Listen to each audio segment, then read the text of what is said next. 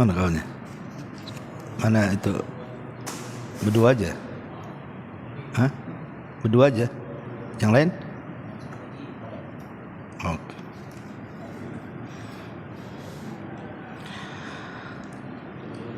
Baik, perhatikan bukunya. Bismillahirrahmanirrahim. Bihamdillahi wassalatu wassalamu ala rasulillah wa ala alihi wa sahbihi wa mawalah wa la hawla wa la quwata illa billahi wa ba'du. Taib, kita lanjutkan kitab yang kita bahas, kitab Al-Qawaidul Arba'. Dan kemarin kita masuk dalam muqaddimah, dan sekarang kita masuk pada perkataan pengarang. Qala al-muallifu rahimahullahu ta'ala, berkata pengarang, semoga Allah merahmati beliau, i'lam arsyadakallahu li ta'atihi. I'lam, ketahuilah. Dan ini kebiasaan pengarang di semua karya-karya beliau, itu selalu memukaddimahi dalam ucapannya dengan mencantumkan fi'lul amr, i'lam, ketahuilah. Dan kalimat i'lam ini adalah kalimat tanbih, kalimat peringatan bahwa apa yang akan disampaikan oleh pengarang setelahnya pasti kalimat-kalimat yang penting untuk disimak. Arsyadakallahu li ta'atihi, arsyadakallahu li ta'atihi. Semoga Allah subhanahu wa ta'ala memberikan petunjuk kepadamu dalam rangka ketaatan kepada Allah subhanahu wa ta'ala. Di sini masih tergambar bagaimana kasih sayang pengarang kepada kita dengan mendoakan agar kita tetap istiqamah di atas ketaatan kepada Allah subhanahu wa ta'ala. Dan harusnya seorang muslim begitu, harus senantiasa di atas ketaatan kepada Allah subhanahu wa ta'ala. Kemudian kata beliau, annal hanifiyata millata Ibrahim. Annal hanifiyah, bahwasanya al-hanifiyah, agama yang lurus, agama yang berada di atas tauhid, adalah millata Ibrahim. Itulah agama Ibrahim. Di sini ada faedah bahwa kenapa Nabi SAW menyebut-nyebut agama Ibrahim dan juga memerintahkan kita untuk mengikuti agama Ibrahim. Padahal Nabi itu bukan hanya Ibrahim saja. Di sana ada Ishak, ada Ya'qub, ada Saleh, ada Syu'aib, ada Nuh, ada Idris, dan banyak para nabi yang disebutkan dalam Al-Quran itu. Tapi tidak ada seorang nabi pun yang diperintahkan Allah untuk mengikuti agama mereka kecuali Ibrahim. Apa hikmah di balik kita mengikuti ajaran Nabi Ibrahim? Ma'asyiral muslim, para santri ikhwan yang dimuliakan Allah subhanahu wa ta'ala. Jadi begini, kita tahu bahwa Ibrahim itu adalah Abul Anbiya. Dia adalah bapak seluruh para nabi. Ibrahim itu bapaknya seluruh para nabi.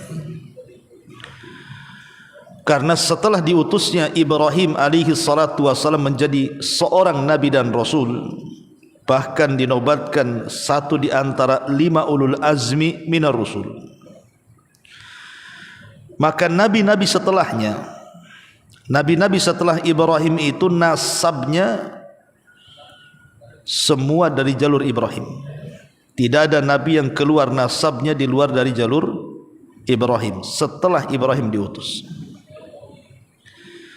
Jadi Ibrahim itu punya dua jalur kenabian dari keturunannya. Pertama dari jalur Ishak. Ishak ini punya putera namanya Yakub. Yakub inilah yang disebut dengan Israel. Jadi turunan Yakub itu disebut Bani Israel. Dari Bani Israel inilah banyak nabi yang diutus. Yang kedua dari jalur Ismail. Ismail, tidak ada nabi yang diutus dari jalur Ismail kecuali satu, Nabi kita Muhammad sallallahu alaihi wasallam. Dari sini kita tahu bahwa karena seluruh para nabi dan rasul setelah Ibrahim jalurnya, nasabnya kembali kepada Ibrahim, maka disematkanlah kepada Ibrahim kalimat Abul Anbiya, bapaknya para nabi. Berarti agama yang dibawa oleh nabi-nabi setelah Ibrahim semuanya adalah mengusung agama Ibrahim.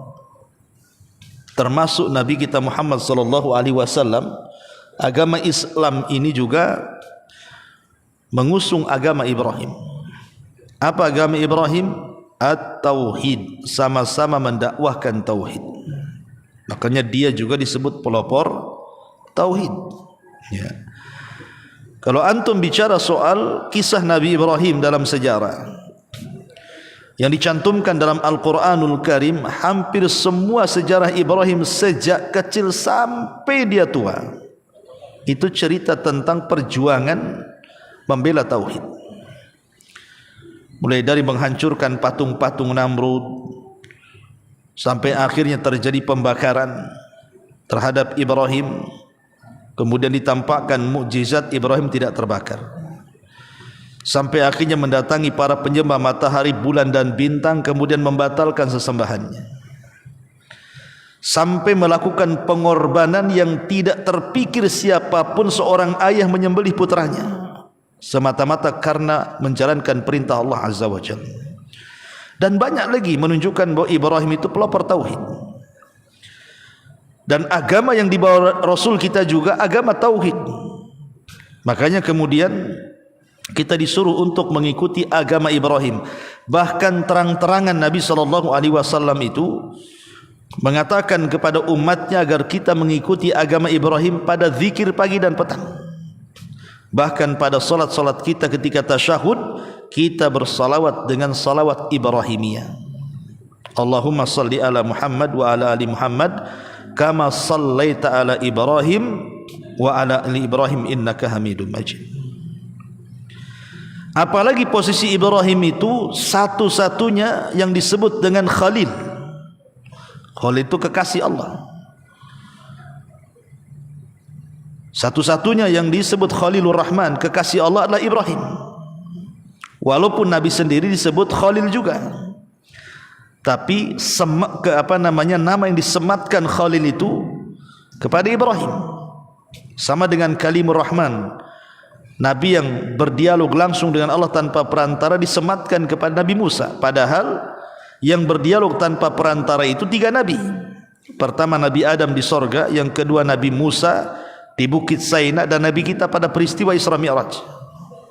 Jadi Nabi yang pernah bicara langsung dengan Allah itu 3 Nabi, Adam, Musa, kemudian Nabi kita Muhammad SAW. Tetapi yang disematkan Kalimur Rahman, Nabi yang berdialog dengan Allah tanpa perantara, berhadap-hadapan secara langsung, adalah Nabi Musa.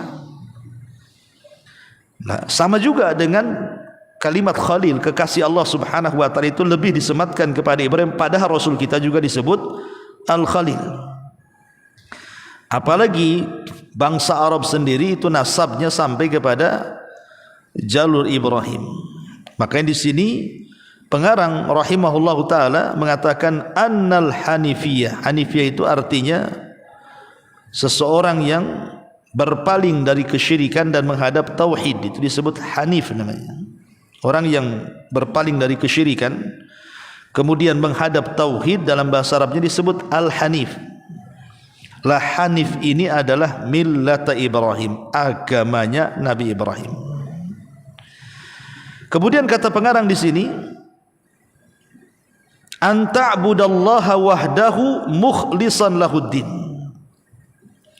Bahwa agama Ibrahim adalah agama di mana engkau beribadah kepada Allah, an ta'budallah, engkau beribadah kepada Allah wahdahu, semata-mata hanya untuk kepada Dia, mukhlishan, dengan penuh keikhlasan, lahu, kepada Allah, ad-din, kita berikan semua ketaatan dan ketundukan kepadanya.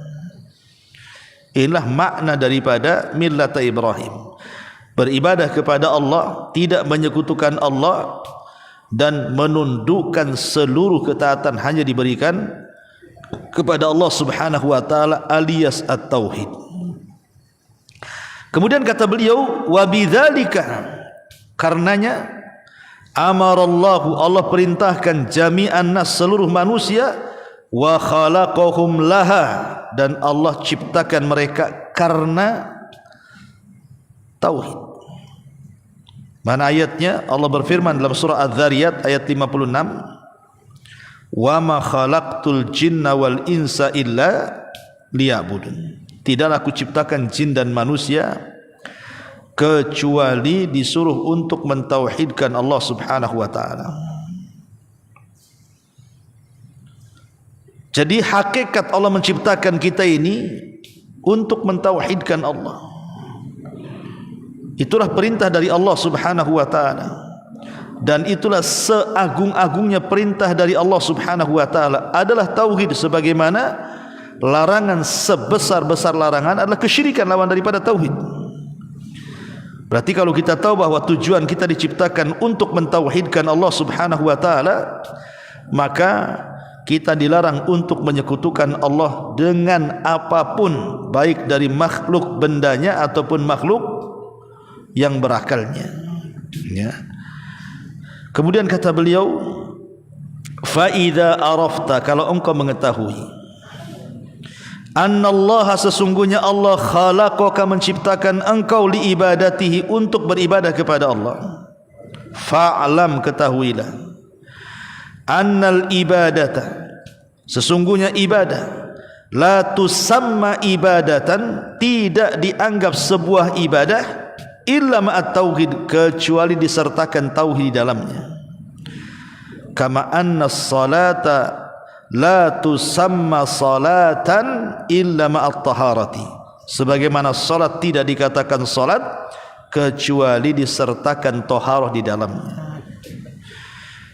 Di sini muallif ingin memberikan percontohan kepada kita tentang peran tauhid dalam sebuah ibadah. Kata beliau bahwa kedudukan tauhid di atas ibadah itu sama dengan kedudukan taharah di atas salat.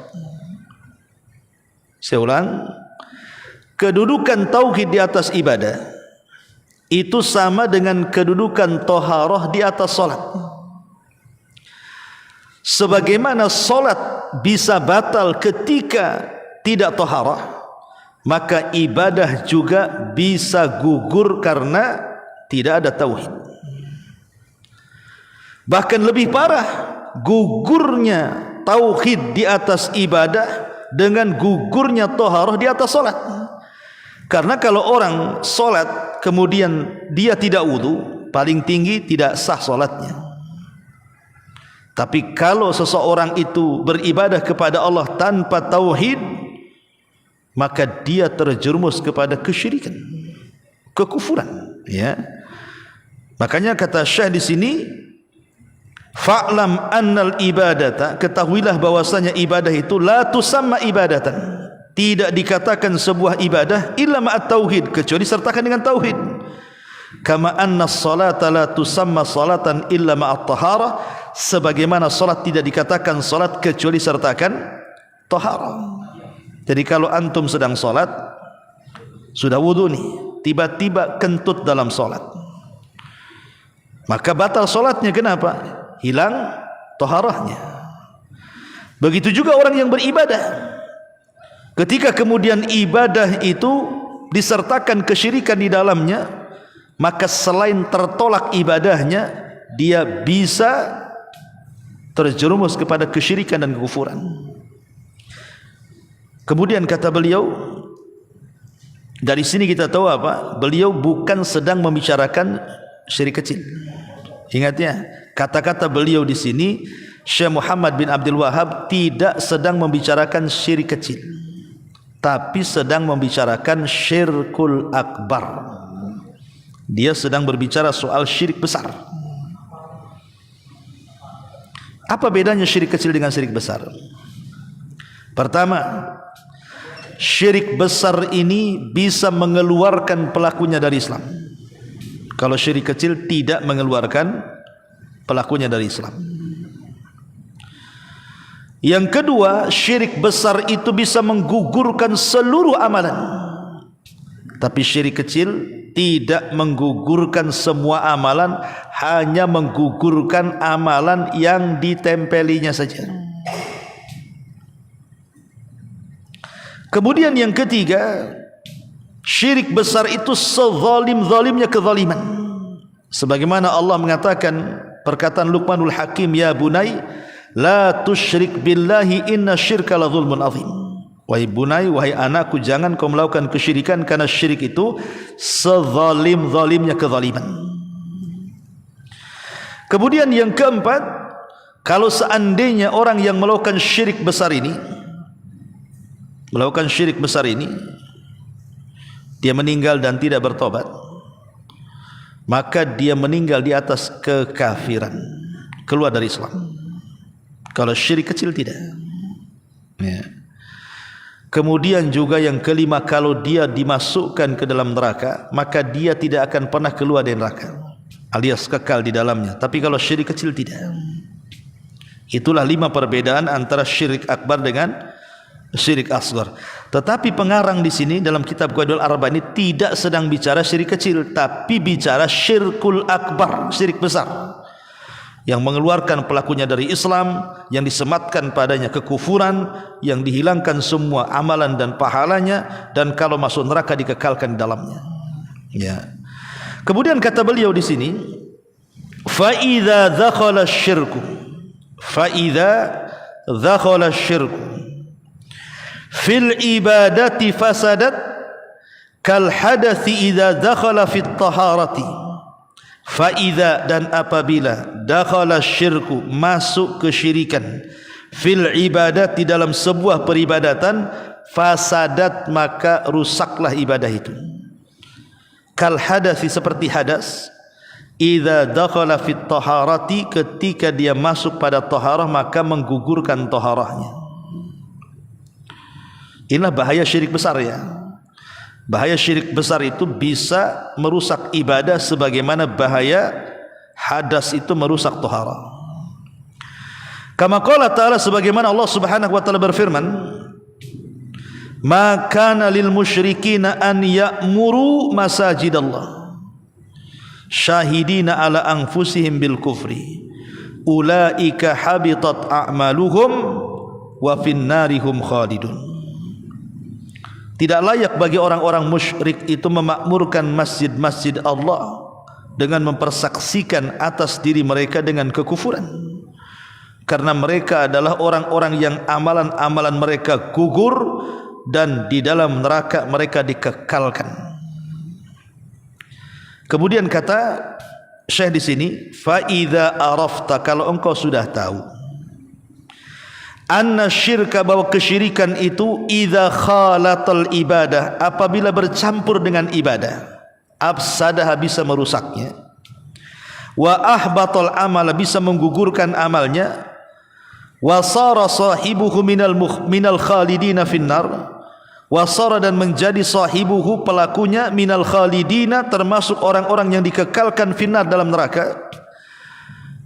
Arafta, engkau mengetahui, anna ahamma ma'alaika, maka yang paling penting, kewajiban engkau, ma'rifatu dzalika, untuk mempelajari perkara-perkara itu, tauhid dan kesyirikan.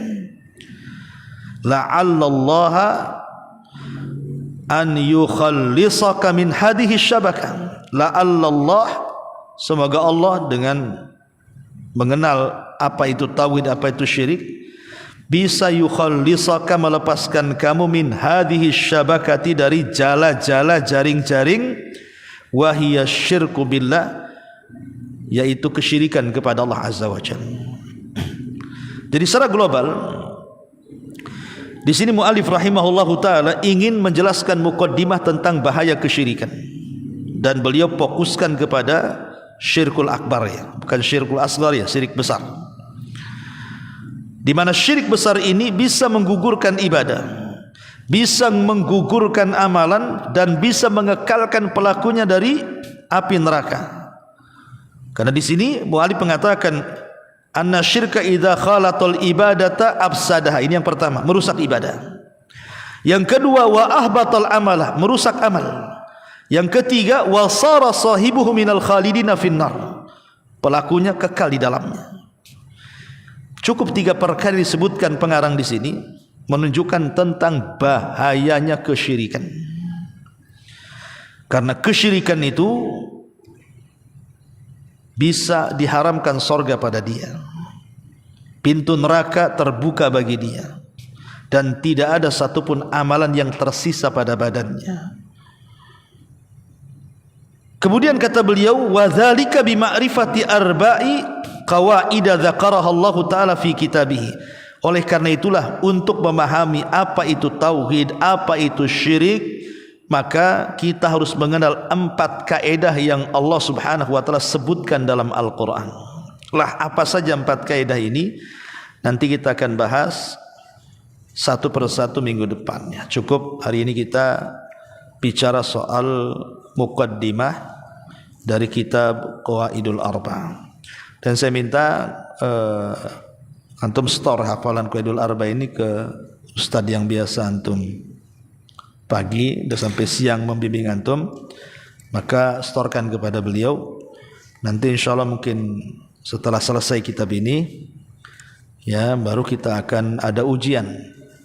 Ujiannya menghafal saja ya, paling dengan beberapa pertanyaan yang ringan, tapi ujiannya lebih kepada menghafal matan. Jadi kalau selesai kitab ini, nanti kita akan ujian matan Qawaidul Arba'. Wallahu a'lam. Subhanaka wa bihamdika asyhadu an la ilaha illa anta astaghfiruka wa atubu ilaik. Allahu ta'ala alam. Assalamualaikum warahmatullahi wabarakatuh.